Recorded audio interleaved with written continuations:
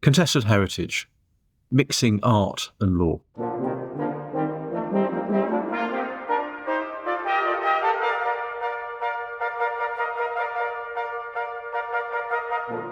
Hello, I'm Richard Harwood. I'm a barrister at 39 Essex Chambers.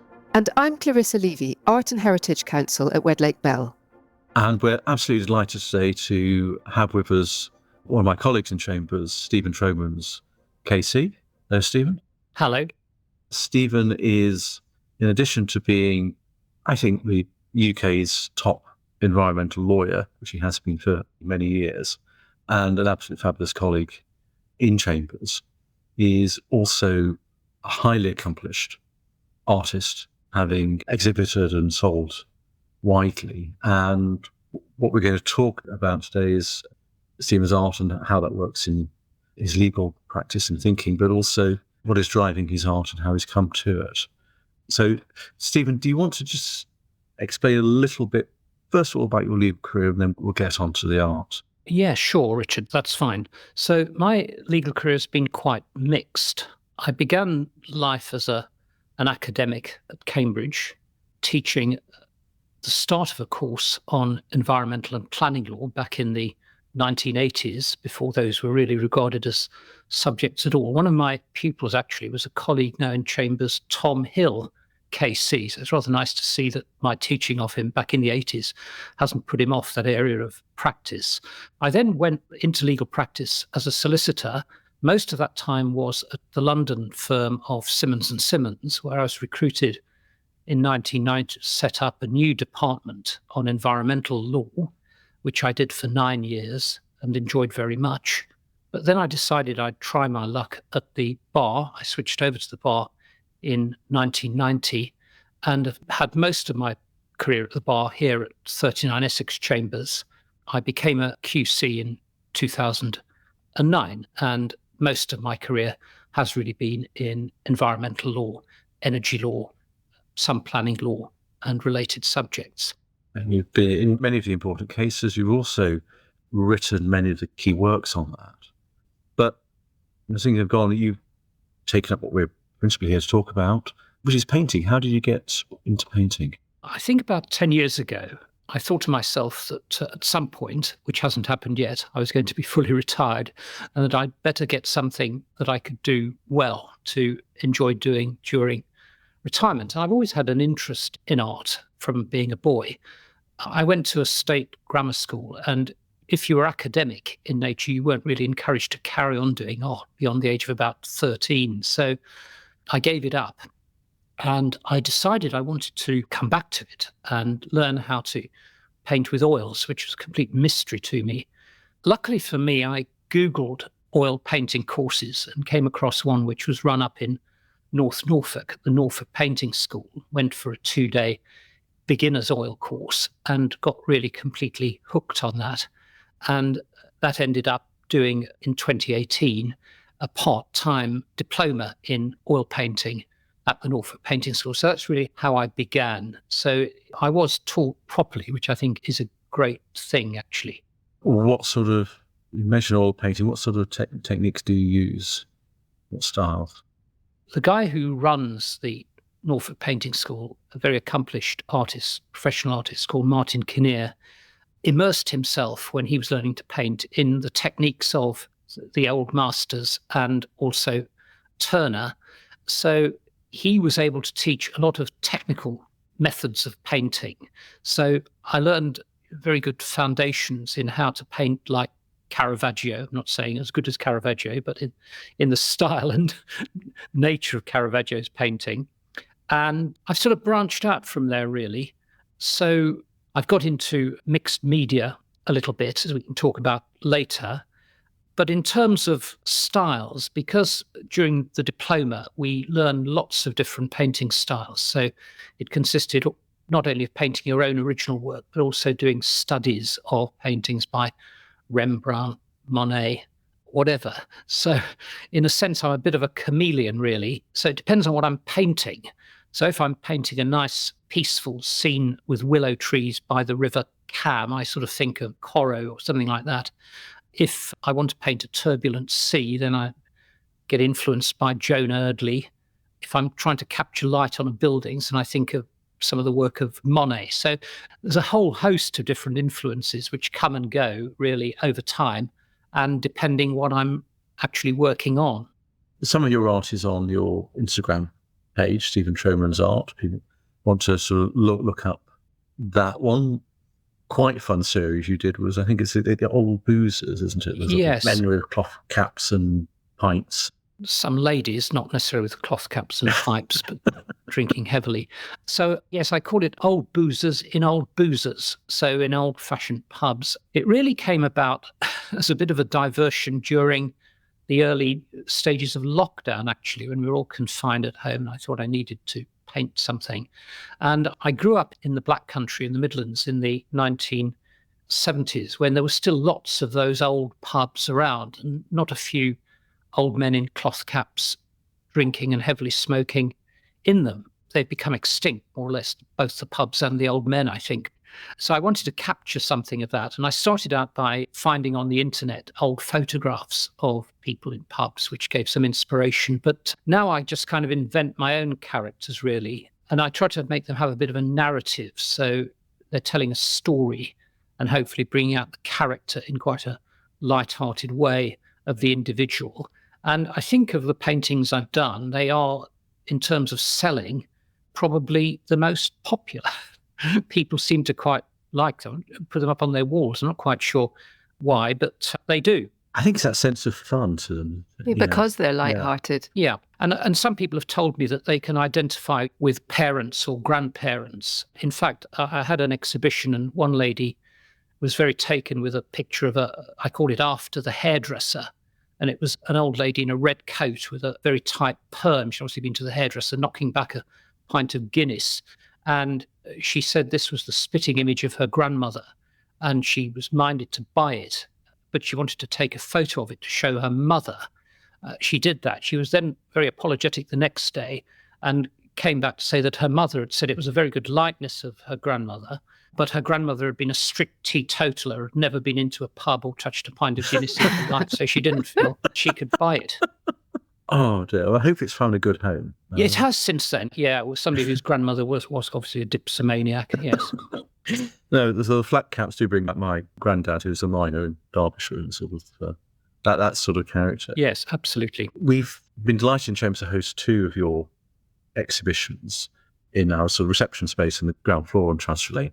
First one I want to ask about is Elemental, which were your environmental pieces, so places and so on, and landscapes. What sort of inspired those?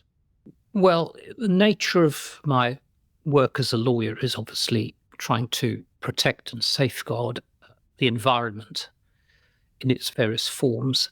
And not only work as a lawyer, but also, you mentioned, as an author, writing on topics such as environmental assessment and nuclear law and contaminated land and so on. And I'd been intrigued for some time to see if one could bring together those two interests in a series of paintings. But as so often, circumstances tend to provide the catalyst, because about 2 years ago, I had some quite serious eye problems with a detached retina. And that meant it was really quite difficult and challenging to stand up at an easel and paint at a distance from the easel. So I decided I'd try and do some work sitting down at a table, more close up, and with mixed media. So instead of with oils, on paper, with inks and watercolour and gouache and pastel and so on. And the series sort of came out of that, really. So I did a series of paintings of Arctic landscapes and some of the water environment and some of wild mountain places. I mean, they're all essentially trying to bring home the magnificence of the natural environment, but also its vulnerability. And I hope something of that is captured in the paintings. I couldn't resist doing a bit of the caricaturing again, though, because one of the paintings on display was called 40 Years of Climate Apathy, which was a composite painting on a beach with, on the left-hand side, an old man in a cloth cap wrapped in a rug, as people used to be on beaches 40 years ago. And then next to him, a very large guy sitting in a deck chair with a beer by his side, just illustrating that the climate has changed and probably attitudes to it haven't changed all that much over that period, sadly. And am I right in thinking that with your Arctic series of paintings, that you haven't actually visited, so they weren't painted from life?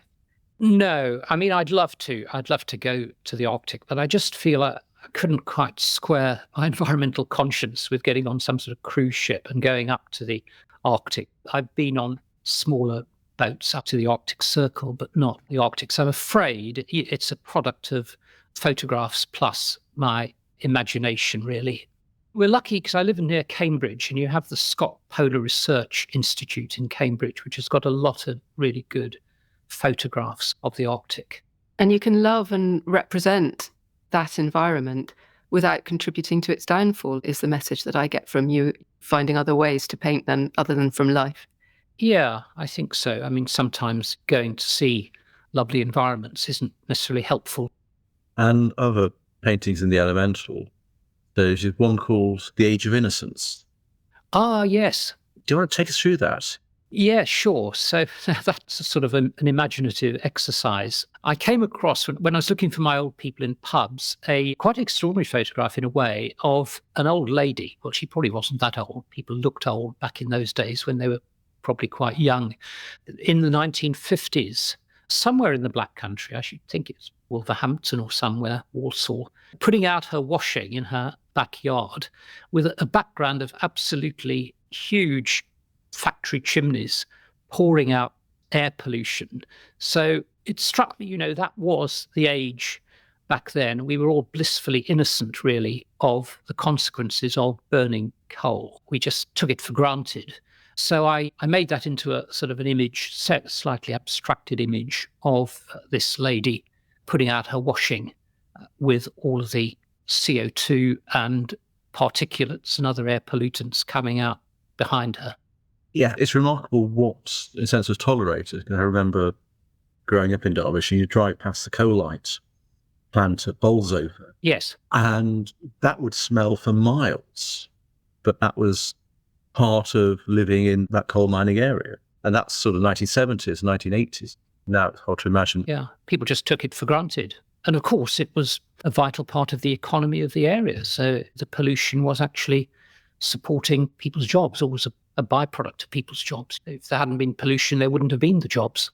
Another part of the series, you've got really energetic paintings of gannets diving, which always brings to mind the buffet lunches we have in Chambers every fortnight.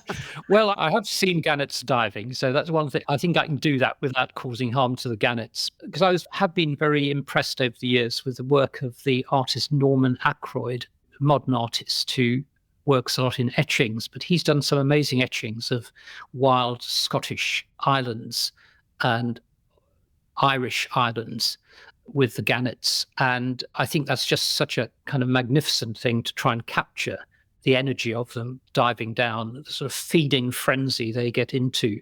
So I've done a few of those, actually. That's one of them that was in the catalogue.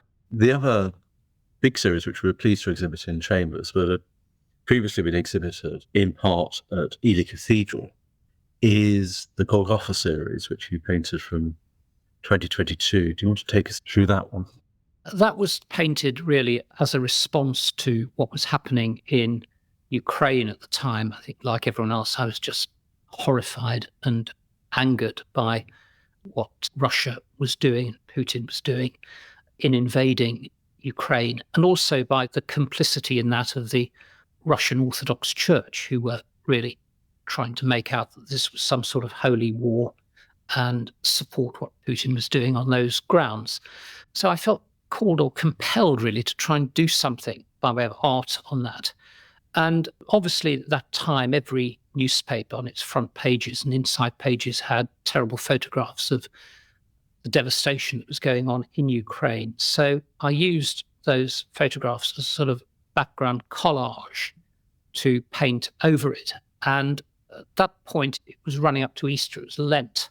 So lots of images in my mind of the passion narrative, and mindful of the ways in which great artists had treated that. People like Rubens, Goya's paintings of the war, Picasso's work. So really just trying to harness these strong feelings which I had into something constructive. And so I showed them over that summer in Cambridge at home. Interestingly, a number of people from Ukraine who had come as refugees and were living in or around Cambridge came to see them. I've made actually quite a lot of friends through that and have kept in touch with those Ukrainian people who came. But then there was the opportunity in 2023 to display them, about 24 paintings, I think it was, in the Lady Chapel at Ely Cathedral. I don't know whether anyone visited there, but it's a beautiful, very light-filled space. The windows are clear glass, and it's all window really, so huge amount of light coming in. And I did sell some of those paintings with the proceeds going to support refugees, etc., in Ukraine. So, and then I was delighted that Chambers were willing to put on a limited exhibition of a small number of those paintings just before Christmas last year. So those are serious paintings. They're not necessarily paintings you'd want to hang up on your wall and look at every day, I don't think, although certainly one eminent member of Chambers has bought one and I think does that. But I think sometimes you have to be serious as well as light-hearted about art. So that's a serious example, really. Was the use of mixed media with painting onto newspapers part of conveying the message? How did that work in your sort of artistic creative process? It sort of blends in my own mind what I'm seeing in the newspaper with what I'm painting, so it has an impact on me. Getting the technique right of painting thinly enough to allow some of the newsprint to come through allows the viewer to see that. It provides what the art world sometimes calls close interest. So as well as making an impact from a distance, you can go up to the painting and look at it closely and see things, unexpected things in there that you might not otherwise have seen. So I think it's actually a very good technique. I have tried it in other ways. I felt really quite strongly about what was going on in Hong Kong as well with the Chinese government there. And I've done a series of paintings of Hong Kong in the same way over collage, sort of looking at Hong Kong as it was when I visited it in the 1990s when I was a solicitor. It's a bit of a lament really for a lost Hong Kong in a way. Again, that seemed to work as a technique. And the paintings you've done in the Golgotha series you mentioned a lot of illustrating the Passion. The themes of religion and war couldn't be further from the light-hearted themes that you've explored in other series. And also trying to have a bit of a dig at the Russian Orthodox Church and its senior echelons who feature in some of the paintings for their part in what's been going on. But quite a bit of the most powerful part of it are the paintings of children's toys. Yes, if you remember, there was an appalling rocket attack, I think, on a station where parents and children were trying to be evacuated, which caused a large number of deaths. And there was a very poignant picture, which some of you might have seen, of a little toy horse lying on the ground, soaked partially in blood. So I painted that. I found there were other images as well. There was one of a little rabbit lying on the ground outside a block of flats. So in some ways, they're small scale, but they tell a story. And those are, in a way, my favourite paintings, if one can have favourites in a series like that. Just to sort of move away from those series and so on, how do you find painting alongside legal practice? Does that help? Yes, I think so. So probably much to the chagrin of my wife, I've resisted retirement. So although I've scaled back a little bit my legal work to give me a bit more time for painting, but I still work pretty hard at the law. But I think basically it's good to use a different part of the brain, which obviously you're doing when you paint, your imagination, your motor skills in holding the brush, etc., as opposed to poking a finger at a keyboard. And I think it's just a great relaxation when, as lawyers, we trade in words. I mean, everything we do is about getting words into the right order, isn't it? To convey the right meaning. To try and do the same visually with art, to get the paint into the right order, with the right tone and colour and consistency, etc., to, again, make a point, but using a completely different way of doing that. I think is very healthy, actually. I also think it's good for lawyers to have some sort of hinterland, as you might say. It could be anything, of course. It doesn't have to be painting, it could be sport or whatever, tiddlywinks, something you do that, consumes you, that is an alternative to law. And I find if I'm working at home, then the ability to perhaps switch off for an hour, go and do a bit of painting or a bit of drawing, I think you come back to your legal work in a better frame of mind. And I find also, I'm sure probably you find this, Richard, often, if you're grappling with a knotty legal problem in a piece of advice or in a case or something, writing a skeleton argument, you can sit in front of the computer, but very often going away and doing something totally different, you'll find that the answer comes to you, unbidden really, when you're not trying to think about it. It's a time to sort of turn it over and so on. And I think anything difficult, whether it is an awkward legal problem or it's sort of how you phrase a skeleton or what have you, I certainly can't find you can sort of sit down with it afresh and then just hammer away, and you come out, whereas at the end, you've got some time when you're not in front of your keyboard, when those things can turn over in the back of your mind. And it's just having some way of relaxing. Yes, I think the unconscious does play quite a large role in legal skills. It may sound odd to say, but there's a number of times when I've been working on something, trying to muster together a set of arguments for a seemingly impossible or implausible case you're trying to run, and the answer comes to you. You wake up at 3:00 in the morning or something. Oh, yes, that's the way of putting it. A senior colleague of mine who led me in the European Court on a number of occasions said he always kept a notebook and a pencil by his bed for that reason. So if he did wake up in a eureka moment at 3:00 in the morning, he could write it down and go back to sleep. So I think that does happen. Turning it over unconsciously in your mind is often part of getting to the end result. Stephen, thank you so much for talking about your artwork and your career. Do you have any exhibitions coming up?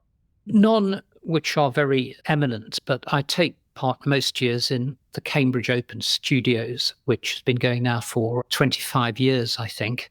I haven't been doing it for 25 years, but that involves some weekends in July exhibiting some of your paintings. So I've got that coming up at the end of July, and then I kind of need to take stock as to what's next. I seem to have accumulated an awful lot of paintings to show people. Whether anybody will want to buy any of them is, of course, a different kettle of fish, but there's certainly a good body of work to put on display. And for listeners who can't see the paintings, where are we going to find them online? Okay, well, if you look at Cambridge Open Studios, that will give you the details of where the exhibition is. But I tend to put stuff up as a bit of a motley selection. Some is painting, some are drawings, on my Instagram account, which Richard mentioned, which is Stephen Tromans Art. So I think that's as good a place as any to have a look. And I'm always happy to be contacted by people if they want to look at work or something they're interested in. I can send them photographs. So please, do get in touch if you fall into that category. Stephen, thank you very much for joining us, and look forward to what's going to come forward. Thank you for the invitation. Thank you for listening to the Art and Heritage Law Contested Heritage. Please do follow or subscribe on Apple or Spotify podcasts to enjoy more shows. We have a new podcast out every fortnight. If you're able, please take the time to rate us and put down a review. The show is also on the 39 Essex Chambers website, along with podcast series on topics such as artificial intelligence, climate change and planning.